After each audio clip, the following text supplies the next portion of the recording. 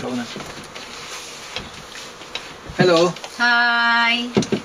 Magandang gabi. Magandang gabi sa inyong lahat. Happy anniversary! Excited na kami kasi malapit na tayong dumating sa ating 11th year anniversary.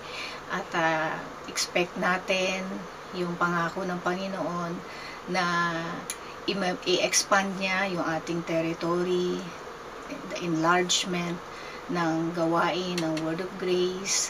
Maraming salamat sa inyong lahat na nagtutulong-tulong sa pakikibahagi sa paglilingkod sa pamamagitan ng church na ito ng Word of Grace. Maraming salamat sa pastor, kay Pastor Jonathan, kay Pastor Richard, sa mga elders, sa mga leaders, sa mga cell leaders. Hindi man namin sa worship team.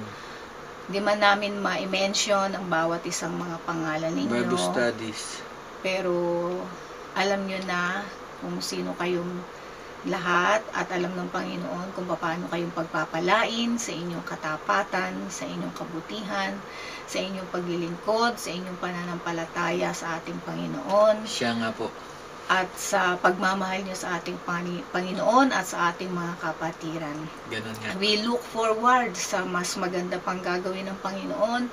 Maganda ang ginagawa niya ngayon. Praise the Lord. Purihin ang Diyos sa kanyang kabutihan. At alam pa natin na greater things are yet to come. At marami pang gagawin ng Panginoon para sa Word of Grace. Kaya sama-sama lang tayo. Ma-encourage tayo sa mga challenges na darating. Harapin natin yon ng mayroong pananampalataya. At alam natin dahil gawain ito ng Panginoon, kasama natin siya, tutulungan niya tayo.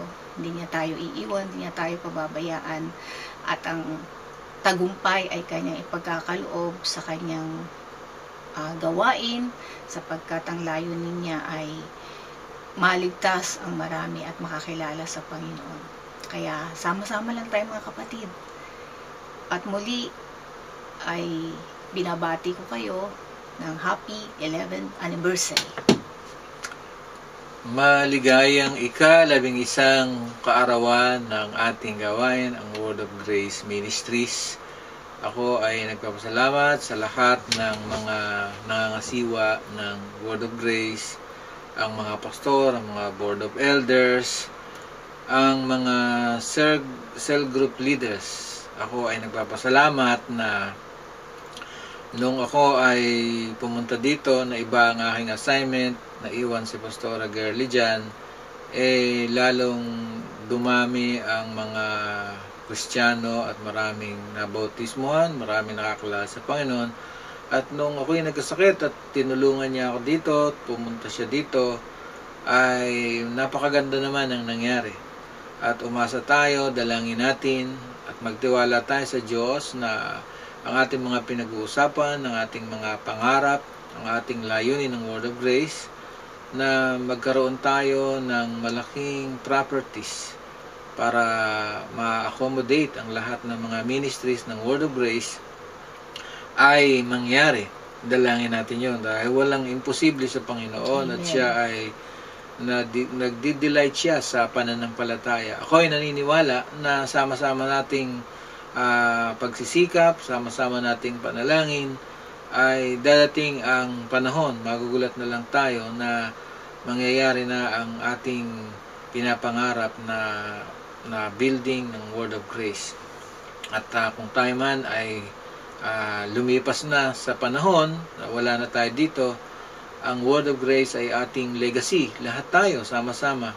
Yan ay naipundar dahil sa pagsisikap nating lahat. Maligayang ika-11 taong kaarawan ng Word of Grace. Parang kailan lang, Brother Bayani, ating pinag-uusapan. At ang simbahang iyan ay idinrawing mo pa sa cardboard. Pagkatapos sinabi mo na iyan ang ating gagawin. At yun nga ang nangyari. Talagang pagka pinag-uusapan, pinapalano at pinapanalangin ay mangyayari. Ang dalangin natin ngayon, nakita niyo naman ang picture ng building ng ating pangarap. Sa tulong ng Panginoon, walang imposible sa Diyos at iyan ay sa tamang panahon, sa tamang taon at buwan ng kanyang kalooban ay mangyayari at maitatayo yan. Maraming salamat. Tayo ay tuloy-tuloy lang sa ating gawain. At ako habang dito, dahil merong ibang challenge dito, ang aking tagubilin sa inyo ay kumapit lamang tayo sa biyaya ng Panginoon at sa kanyang mga salita ng kabutihan at pagpapala ay tinatagubilin ko kayo. Maraming salamat. Happy 11th anniversary sa inyong lahat. Bye! God bless you all!